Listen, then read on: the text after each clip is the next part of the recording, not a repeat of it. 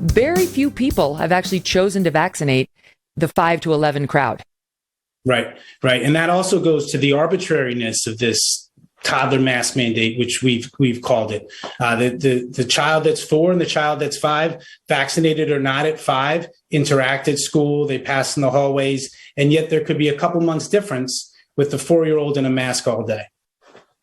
Right, exactly. So what is it about the magical age of 5? They just blame it on the vaccines. But it's like, the point is, even when they turn 5, if you look at the stats, 70% of the parents are going to say, no, I still don't want them to get the vaccine. And then if the child gets COVID, and a lot of them have already had it, they're probably nothing's going to happen to them unless they're immunocompromised, right? It's like, and if you have an immunocompromised 3-year-old, then don't send them to group school.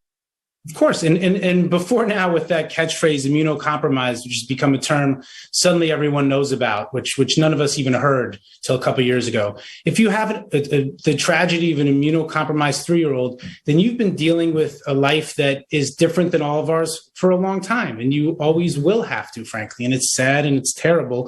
But it doesn't mean that the rest of our children should be in masks all day at school. Have to suffer for it. That's exactly right. So let's talk about the lawsuit, because you're a lawyer.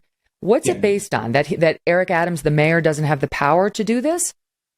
So our lawsuit does not focus on the science at all, even though I think a lawsuit that would be viable, certainly, and successful. Our lawsuit focuses strictly on the constitutionality of these city mandates, right? There is a lawsuit right now that a great attorney, his name's Chad Lavalia, we've worked together in this case, filed in Nassau County against the state. And he won that suit, if you've been following it, at least in the state courts. It's now an appeal. And it challenges the state mandates under the same framework, which is that these are mandates issued by an administrative agency. This is a situation where we have children in school being regulated by what is really a law that should be passed through the legislature. It should go through the city council. There should be public hearings. There should be parental involvement. There should be experts who are available to testify in the hearings. This isn't something that some administrative agency of unelected officials should be able to pass that affects all of our daily lives. That's the basis of the suit. In the Nassau case, they said you issued this mandate after your emergency powers expired, and therefore, by any standard, even if you were granted those powers lawfully, they were over when you issued this extended mask mandate. So they won at the trial court level, and then she, of course, sued to say no, and now it's on appeal. But she's lifted the mask mandate for now, but it does need to get resolved, because I'm sure that she'd love to bring it back on the first wave of the next variant. But what about with respect to the mayor?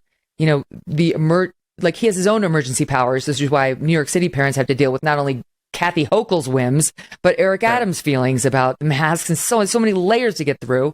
Do you have a similar argument that his emergency powers expired? Well, they should have expired, right? I mean, it's kind of high school social studies 101. You can't live under a permanent state of emergency, to have the separation of powers that is the bedrock of our democracy, to not have a person in power who has autocratic abilities in terms of policies like this. So yes, it's the same argument that the emergency situation in the state of New York should not be carrying over in perpetuity to give the mayor this kind of power. In the spring of 2020, it was a different story, right? But we're far, far beyond that. And the fact that our kids are living under this mandate that the mayor thinks he should just have the ability to use forever is something that they're going to have to answer to in court, Megyn. Hey, thanks so much for watching. If you like what you just saw, hit the subscribe button for more clips and full episodes.